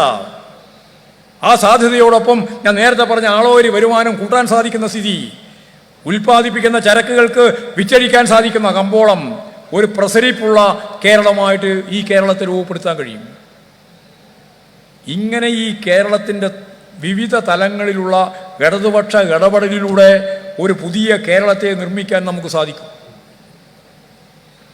ഞാനതിൻ്റെ മറ്റ് വിശീലനത്തിലേക്കൊന്നും കൂടുതൽ കടക്കാൻ ഉദ്ദേശിക്കുന്നില്ല. നിങ്ങൾക്കറിയുന്നത് പോലെ ഒരു 10-20 കൊല്ലം, സഖാവ് പിണറായി അതാ പറഞ്ഞത്, ഒരു 10-20 കൊല്ലം ഇനി ഇന്ത്യയിലെ വികസിത മുതലാളിത്ത രാജ്യങ്ങളിലെ ജനാധിപത്യ വിപ്ലവത്തിൻ്റെ പ്രക്രിയ പൂർത്തീകരിച്ചിട്ട് 400 കൊല്ലായി. 400 വർഷം. കേരളത്തിലേത് 57 കൂട്ടിയാൽ മതി. 57, 1957. ഇതിപ്പോഴും 2024. ഇത്രയായിട്ടുള്ളൂ. ഇനി ഒരു 20 കൊല്ലം കൂടി. ഈ 20 കൊല്ലം കൂടി ഇതേപോലെ തന്നെ മുന്നോട്ടേക്ക് പോയാൽ ശാസ്ത്ര സാങ്കേതിക വിദ്യയെ പൂർണ്ണമായിട്ട് നമ്മൾ ഉപയോഗിക്കണം. വ്യാവസായിക കോറിഡോർ നമ്മൾ കൃത്യമായിട്ട് കൈകാര്യം ചെയ്യണം. കോഴിക്കോട് മുതൽ മംഗലാപുരം വരെ, കൊച്ചി മുതൽ കോയമ്പത്തൂർ വരെ 1300 ഏക്കർ ഭൂമിയാണ് പാലക്കാട് മാത്രം ഇപ്പോൾ ഏറ്റെടുത്തിട്ടുള്ളത്. ഗവൺമെൻറ് അംഗീകരിച്ചു കഴിഞ്ഞു. ഒരു 25 കൊല്ലം 50 കൊല്ലം അപ്പുറം കാണുന്ന കേരളയിൽ ഈ കേരളത്തിൻ്റെ പശ്ചാത്തല സൗകര്യ വികസനം, ഈ നാട് മുഴുവൻ ഞാൻ നേരത്തെ പറഞ്ഞ പോലെ ഏറ്റവും ശക്തമത്തായ രീതിയിലുള്ള നമ്മുടെ സ്റ്റാർട്ടപ്പ് മിഷനുകൾ 15,000 സ്റ്റാർട്ടപ്പുകളാണ് നമ്മൾ തീരുമാനിച്ചിട്ടുള്ളത്. 15,000 ലോക മാർക്കറ്റിൽ വലിയ മാർക്കറ്റാണ് നമുക്ക്. ആ സ്റ്റാർട്ടപ്പ് മിഷൻ സജീവമായിട്ട് മുന്നോട്ടേക്ക് പോവുകയാണ്. കാഡിസ്ക് സജീവമായിട്ട് മുന്നോട്ടേക്ക് പോവുകയാണ്. എക്കണോമിക് മിഷൻ അതിൻ്റെ ഭാഗമായിട്ട് തൊഴിൽ കൊടുക്കാനുള്ള സംരംഭങ്ങൾ ആരംഭിച്ചുകൊണ്ടിരിക്കുകയാണ്. ലോകത്തിൻ്റെ വിവിധ മേഖലയിൽ നിന്ന് 3000-ഓളം വരുന്ന സ്ഥാപനങ്ങളിൽ നിന്ന് 10 ലക്ഷം ആളുകളെ ഇപ്പോഴും തന്നെ ആവശ്യമുണ്ട്. 10 ലക്ഷം ഡിമാൻഡുണ്ട്. അവർ MA വേണ്ട, MSc വേണ്ട, BA BCom വേണ്ട. അവർക്ക് വേണ്ടത് 1 മാസം, ചിലപ്പോൾ 2 മാസം, ചിലപ്പോൾ 6 മാസം, പരമാവധി 1 കൊല്ലം തൊഴിൽ നൈപുണ്യം നേടിയവരെ വേണം. അസാപ്പ് ഉൾപ്പെടെ, അതുപോലെ തന്നെ IT ഉൾപ്പെടെ, പോളിടെക്നിക്ക്, എഞ്ചിനീയറിംഗ് കോളേജ് തുടങ്ങിയിട്ടുള്ള മേഖലയിൽ നിന്ന് പരിശീലനം കൊടുക്കണം. 29 ലക്ഷം ആളുകൾ കേരളത്തിലുണ്ട്. അഭ്യസ്തവിദ്യരായ 40 വയസ്സിൻ്റെ താഴെയുള്ളവർ 29 ലക്ഷം. അത് കുറച്ചും കൂടി കൂടും. ആ 29 ലക്ഷത്തെയും പരിശീലിപ്പിക്കണം. അവരെ കൃത്യമായിട്ട് പോർട്ടൽ രജിസ്റ്റർ ചെയ്ത് ഈ തൊഴിൽ പരിശീലനം കൂടി കിട്ടിയാൽ ഇപ്പോഴും മാർക്കറ്റിൻ്റെ ഭാഗമായിട്ട് ഡിമാൻഡുള്ള 10 ലക്ഷത്തിനും ജോലി കൊടുക്കാൻ പറ്റും. 10 ലക്ഷത്തിന് ജോലി കൊടുക്കാം. ഞാൻ പറഞ്ഞതുപോലെ ചിലപ്പോൾ 2 ആഴ്ച, അല്ലെങ്കിൽ 1 മാസം, അല്ലെങ്കിൽ ഒരു 3 മാസം അവർക്ക് പരിശീലനം കൊടുത്താൽ മതി. അപ്പോൾ തൊഴിൽ കിട്ടും എന്നുറപ്പുണ്ടെങ്കിൽ പരിശീലനത്തിന് ചെറുപ്പക്കാരികളും വരും. ഒരു പുതിയ തലത്തിലേക്ക് കേരളം മാറണം. പരമ്പരാഗത രീതി വെച്ച് നമുക്കിനി മുന്നോട്ടേക്ക് പോകാൻ സാധിക്കില്ല. ഞാനൊക്കെ DYFIയുടെ ഭാഗമായിട്ട് പ്രവർത്തിക്കുമ്പോൾ ഞങ്ങളൊക്കെ പ്രസംഗിച്ചത് തൊഴിലില്ലായ്മ മുതലാളിത്ത ഉൽപ്പന്നമാണെന്നാണ്. എപ്പോഴാണോ മുതലാളിത്തം അവസാനിക്കുക അപ്പോഴേ തൊഴിലില്ലായ്മ അവസാനിക്കുള്ളൂ എന്നാണ്. അല്ല, കേരളം പോലെ പരിവർത്തനപരമായ നിലപാട് സ്വീകരിച്ച് മുന്നോട്ടേക്ക് വരുന്ന ഒരു ഗവൺമെന്റിന് ഇന്ത്യയിലെ വിവിധ സംസ്ഥാനങ്ങൾ ആഗ്രഹിക്കുന്നത് പോലെ ഒന്നുമില്ലെങ്കിൽ കേരളമാവട്ടെ എന്ന് ചിന്തിക്കുന്നത് പോലെയുള്ള നിലപാടിലേക്ക് നമ്മൾ എത്തിച്ചേർന്ന് നിൽക്കുന്ന ഈ സന്ദർഭത്തിൽ തൊഴിലില്ലായ്മ പ്രശ്നത്തിനെ നല്ലപോലെ അഡ്രസ് ചെയ്യാം. നമുക്ക് ആ പ്രശ്നം പരിഹരിക്കുന്നതിന് വേണ്ടിയുള്ള ഫലപ്രദമായ ഇടപെടൽ നടത്താം. ഒരു 10-20 കൊല്ലം. നമ്മൾ ചിലപ്പോൾ പറയാറുണ്ട്, തൊഴിലില്ലാത്ത ചെറുപ്പക്കാരുടെ അവസ്ഥ കണ്ട് എൻ്റെ തല ലജ്ജിച്ച് താഴ്ന്നു പോയി. ഒരാളും താഴ്ത്തണ്ട.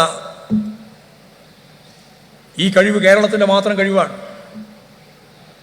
ഇത്രയധികം അഭ്യസ്തവിദ്യരായ യുവതീ-യുവാക്കളുള്ള നാട്, ലോകത്തിൽ ഏറ്റവും കൂടുതൽ ഉന്നത വിദ്യാഭ്യാസം നേടുന്ന സ്ത്രീകളുള്ള നാട് ഏതാണ് എന്നതിൽ കാലിഫോർണിയ എന്നല്ല ഉത്തരം. ബൈജിംഗ് ഒന്നുമല്ല, ഇന്ത്യയിലെ ഡൽഹിയല്ല, ഇന്ത്യയിലെ UPയിലെ ഏതെങ്കിലും പ്രധാനപ്പെട്ട പട്ടണമല്ല. അത് ഈ കേരളമാണ്. ലോകത്തെ ഏറ്റവും കൂടുതൽ ഉന്നത വിദ്യാഭ്യാസം നേടുന്ന സ്ത്രീകളുള്ള നാട് കേരളം. അത് ഈ കേരളത്തിൻ്റെ പ്രത്യേകതയാണ്. ഞാൻ നേരത്തെ പറഞ്ഞ 3ാം തലമുറ, 57 തുടങ്ങിയ 3ാം തലമുറയിലെത്തുമ്പോൾ ലോകത്തിലെ ഏറ്റവും വലിയ ഉന്നത വിദ്യാഭ്യാസം നേടിയ സ്ത്രീകളുള്ള നാട് നമ്മുടെ നാടാണ്. അവരെല്ലാം വിജ്ഞാന സമൂഹത്തിൻ്റെ ഭാഗമായിട്ട് നമ്മൾ ഉപയോഗിച്ച് വിജ്ഞാന സമ്പത്ത് വ്യവസ്ഥയിലേക്ക് മാറ്റാനായാൽ തൊഴിലില്ലായ്മ പ്രശ്നം മാത്രമല്ല, അതിൻ്റെ ഭാഗമായിട്ടുള്ള സാമ്പത്തിക പ്രതിസന്ധി ഉൾപ്പെടെ പരിഹരിക്കാൻ നമുക്കാവും കേരളത്തിൽ. അതിനുവേണ്ടി വരുന്ന സമയമാണ് സഖാവ് പിണറായി പറഞ്ഞത്.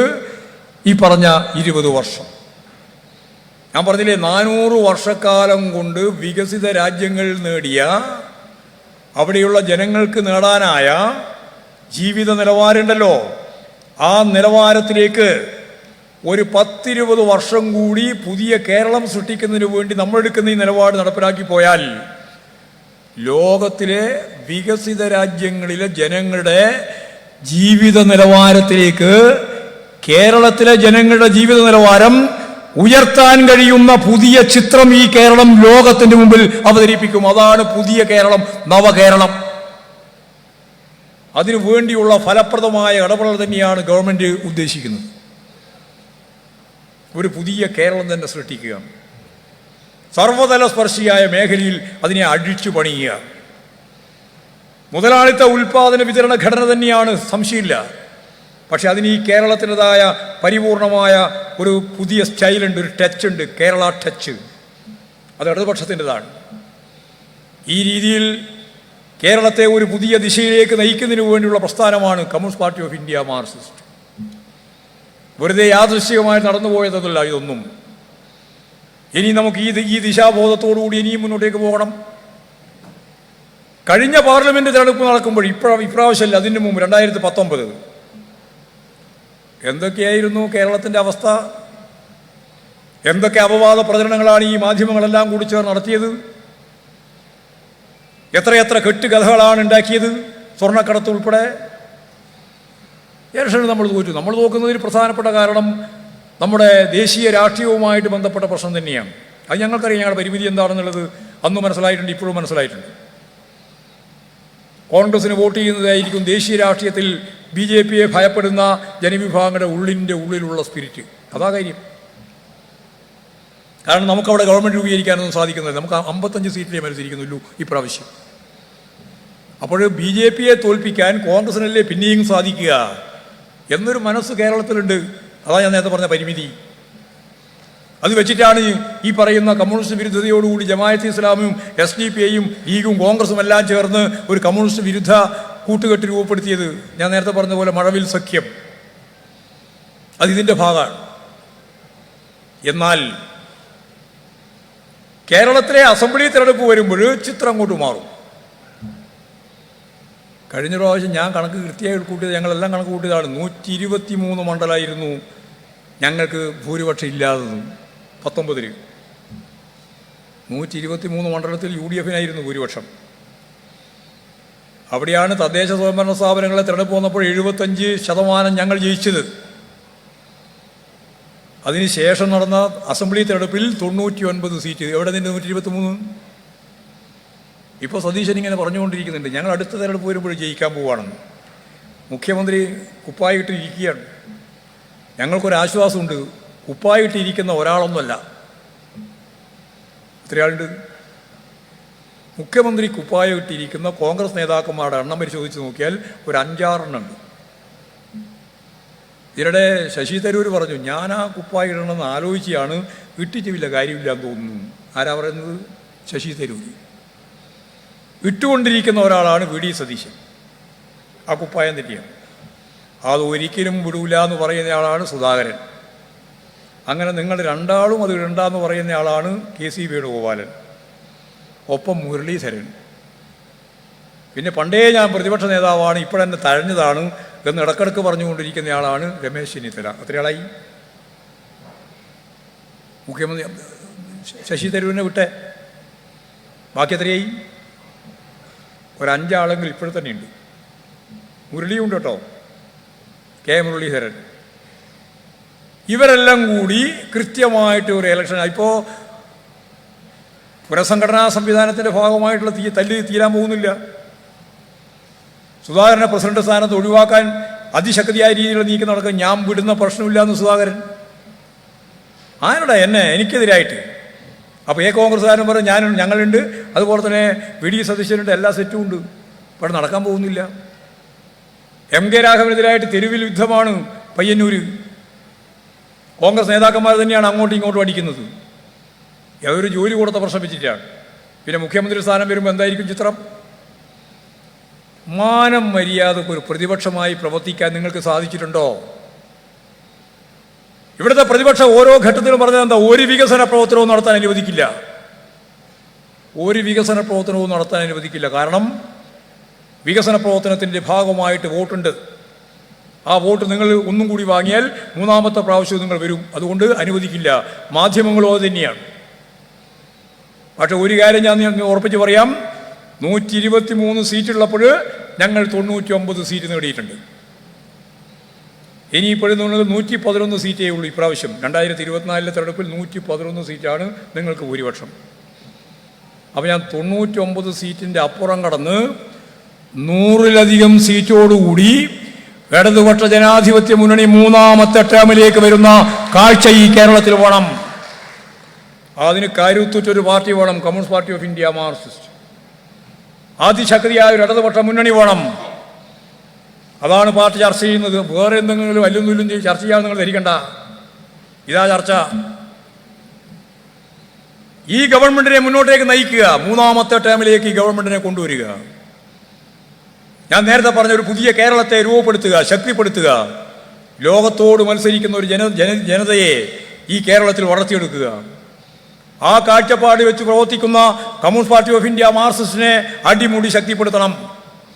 ഞങ്ങൾ ശക്തിപ്പെടുത്താൻ വേണ്ടി നടത്തുന്ന ശ്രമത്തിൻ്റെ ഭാഗമായിട്ട് നിങ്ങളിൽ നിന്ന് മറച്ചു വെക്കാത്ത കർശനമായ നിലപാടും നടപടിയും ഞങ്ങൾ സ്വീകരിക്കുന്നുണ്ട്, സ്വീകരിക്കുക തന്നെ ചെയ്യും.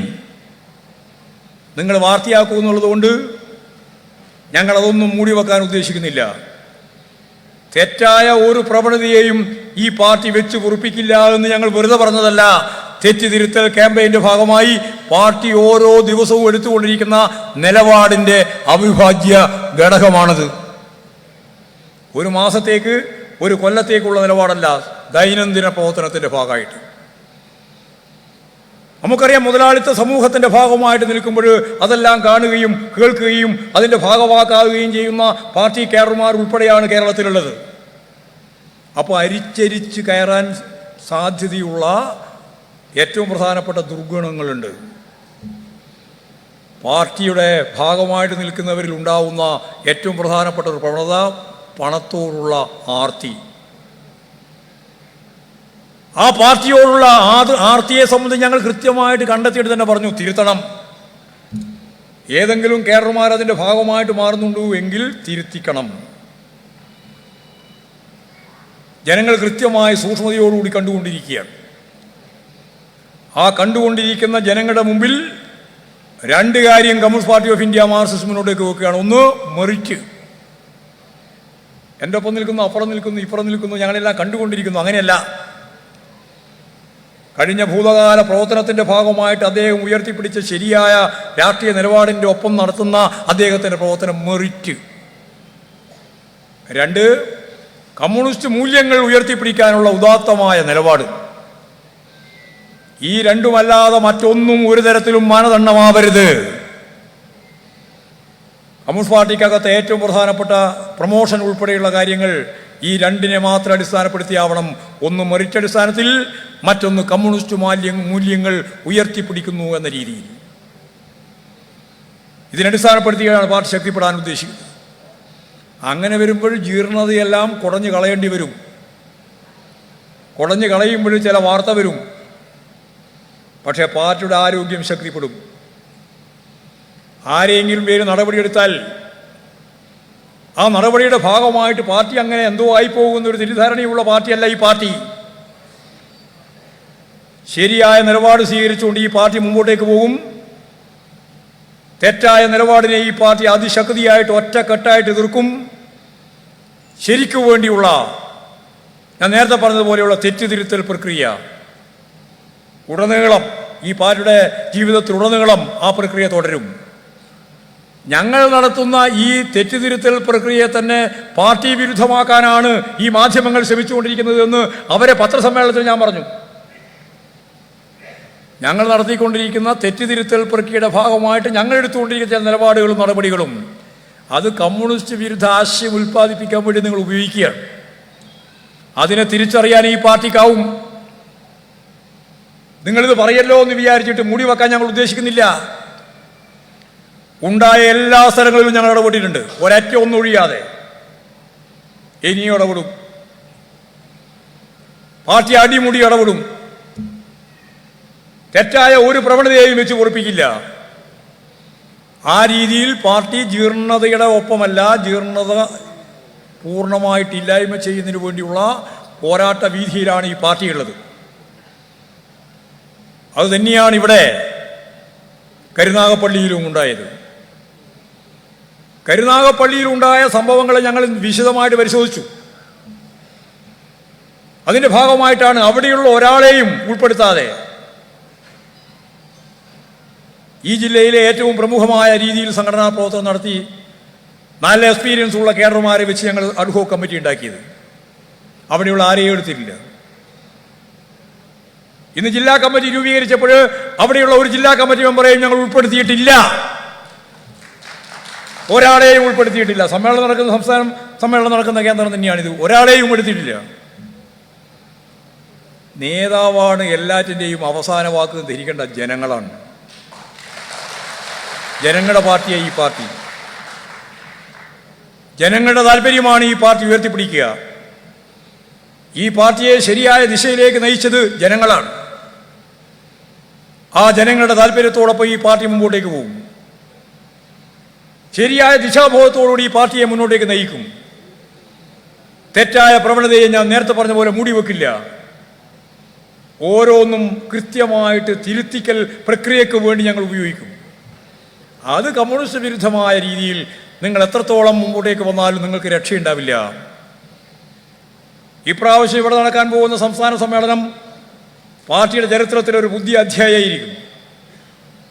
കാരണം കുറേ കാലമായിട്ട്, പതിറ്റാണ്ടുകളായിട്ട് കേരളത്തിലെ പാർട്ടി വിഭാഗീയതയുമായിട്ട് ബന്ധപ്പെട്ടാണ് മുന്നോട്ടേക്ക് പോയത്. അതിൻ്റെ നല്ല ക്ഷീണം അനുഭവിച്ച പാർട്ടിയാണ് CPIM കേരളത്തിൽ. അത് പൂർണ്ണമായിട്ട് ഒഴിവായി വിഭാഗീയമായ ചേരിതിരിവില്ലാതെ അങ്ങിങ്ങായി ഉണ്ടാവുന്ന പ്രശ്നങ്ങളെല്ലാം പൂർണ്ണമായി അപ്പപ്പോൾ തന്നെ ഇടപെട്ട് പ്രശ്നം പരിഹരിച്ച് നടക്കാൻ പോകുന്ന സംസ്ഥാന സമ്മേളനം അത് ഈ രാജ്യത്തിന് നൽകുന്ന സന്ദേശം. പിണറായി പറഞ്ഞ ഒരു 20 വർഷം കഴിയുമ്പോൾ ലോകോത്തരമായ രീതിയിലുള്ള സമൂഹത്തെ സൃഷ്ടിക്കാൻ, കമ്മ്യൂണിസ്റ്റ് മൂല്യങ്ങൾ ഉയർത്തിപ്പിടിക്കാൻ, മെറിറ്റ് അടിസ്ഥാനത്തിൽ ഈ പാർട്ടിയെ മുന്നോട്ടേക്ക് നയിക്കാൻ കേൾപ്പുള്ള 10,000-കണക്കിന് കേഡർമാരെ രൂപപ്പെടുത്തി മുമ്പോട്ടേക്ക് പോകാനുള്ള ശ്രമമാണ് ഞങ്ങൾ ഈ പാർട്ടി സമ്മേളനത്തിന്റെ ഭാഗമായി, പാർട്ടി കോൺഗ്രസിന്റെ ഭാഗമായി നടത്തിക്കൊണ്ടിരിക്കുന്നത്. ഞങ്ങൾ ചിലപ്പോഴും തോറ്റിട്ടുണ്ട്.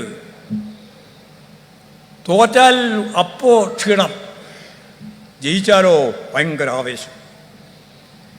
ജയിച്ചാൽ ആവേശപ്പെടുകയും തോറ്റാൽ നിരാശ കൊണ്ട് പണി തന്നെ അവസാനിപ്പിക്കുകയും ചെയ്യുന്ന പാർട്ടിയല്ല CPIM.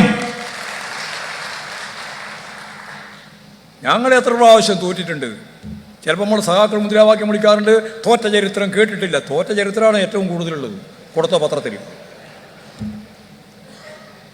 ഞങ്ങളുടെ ചരിത്രത്തിൽ തന്നെ തോറ്റ ചരിത്രമാണ് ഏറ്റവും കൂടുതൽ. വർഗസമരത്തിൻ്റെ ചരിത്രം അതാണ്. ആ വർഗസമര ചരിത്രത്തിൻ്റെ ഭാഗമായിട്ട് ഞങ്ങൾ മുന്നോട്ടേക്ക് പോകും. ഞങ്ങൾ ഏതെങ്കിലും ഉട്ടോപ്യൻ സമീപനത്തിൻ്റെ ഭാഗമായിട്ടല്ല. സമ്പന്നർ കൂടുതൽ സമ്പന്നരാവുകയും ദരിദ്രർ കൂടുതൽ ദരിദ്രരാകുകയും ചെയ്യുന്ന മുതലാളിത്ത പ്രതിസന്ധി ലോകത്താകെ, ആ പ്രതിസന്ധി ഇന്നല്ലെങ്കിൽ നാളെ അവസാനിക്കും. ഇന്നല്ല എന്ന് പറഞ്ഞാൽ ഇന്നല്ല, ചിലപ്പോൾ 10 കൊല്ലോ 100 കൊല്ലോ ഒക്കെ എടുക്കും. സാമൂഹ്യ പരിവർത്തനം ഒരു കൊല്ലം കൊണ്ട് സംഭവിക്കുന്നല്ല. 50 ലക്ഷം മുതൽ 80 ലക്ഷം വരെ വർഷത്തെ പഴക്കമുണ്ട് ഈ മനുഷ്യകുലത്തിന്.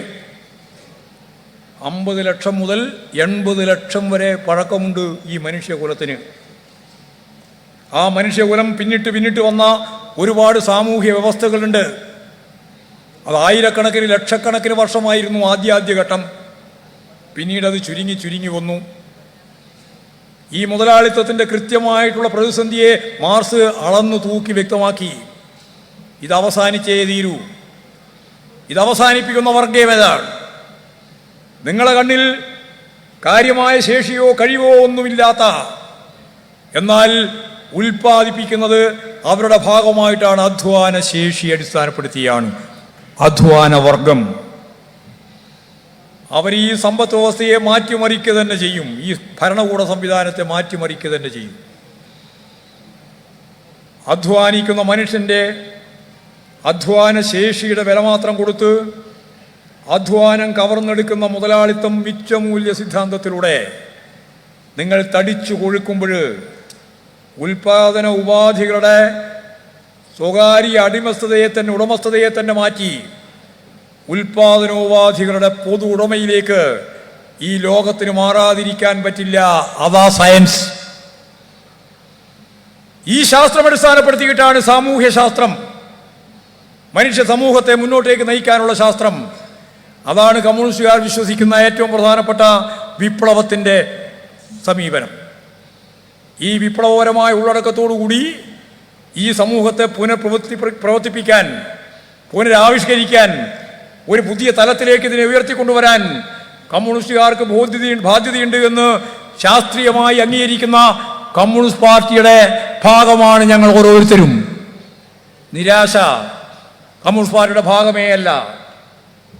അതാ ഞാൻ പറഞ്ഞത്, പാർലമെന്ററി പ്രവർത്തനത്തിന്റെ ഭാഗമായിട്ടോ ഏതെങ്കിലും പ്രവർത്തനത്തിന്റെ ഭാഗമായിട്ടോ ഉണ്ടാവുന്ന ഏതെങ്കിലും തിരിച്ചടിയോ അല്ലെങ്കിൽ ഏതെങ്കിലും മുന്നോട്ടേക്കുള്ള കുതിപ്പോ അതിൽ ആഹ്ലാദപൂർവ്വം പിന്നീട് വിഷമകരമായ സ്ഥിതി ഞങ്ങൾക്കില്ല. പാർട്ടി ശരിയായ ദിശാബോധത്തോടുകൂടി പാർട്ടി കേരളത്തിലെയും ഇന്ത്യയിലെയും പാർട്ടിയെ നയിക്കും. ചിലപ്പോഴും നല്ലപോലെ മുന്നോക്കം പോകും, നല്ലപോലെ കുതിച്ചു വരികയും ചെയ്യും. ശ്രീലങ്കയിൽ 3 സീറ്റേ ഉണ്ടായിരുന്നുള്ളൂ അവിടുത്തെ പാർട്ടിക്ക്. അവരാണിപ്പോൾ 2 ഭാഗം ഭൂരിപക്ഷം നേടിയ പാർട്ടിയായിട്ട് മാറിയത്. കമ്മ്യൂണിസ്റ്റുകാരൻ അവിടുത്തെ പ്രധാനപ്പെട്ട പദവിയിലേക്ക് പ്രസിഡന്റായിട്ട് വരുന്ന ചിത്രം ഇതൊക്കെ വരാൻ സാധ്യതയുള്ളതാണ്. അതുകൊണ്ട് ഞങ്ങൾ നിരാശപ്പെടുന്നവരല്ല, ഇന്ന് ഒട്ടും നിരാശപ്പെടേണ്ട കാര്യവുമില്ല. ആധുനിക കേരളത്തെ രൂപപ്പെടുത്തുന്നതിൽ പ്രവർത്തിച്ച ഏറ്റവും പ്രധാനപ്പെട്ട കരുത്തും ശക്തിയും കമ്മ്യൂണിസ്റ്റ് പാർട്ടിയാണ്. അതിൻ്റെ ശക്തി ഇനിയും വർദ്ധിപ്പിക്കാൻ ഈ പാർട്ടി സമ്മേളനങ്ങളെല്ലാം ഉതകുമെന്ന പ്രതീക്ഷയോടുകൂടി ഈ പൊതുസമ്മേളനം ഔപചാരികമായി ഉദ്ഘാടനം ചെയ്തതായിട്ട് അറിയിച്ചുകൊണ്ട് ഞാൻ എൻ്റെ വാക്കുകൾ ഉപസംഹരിക്കുക.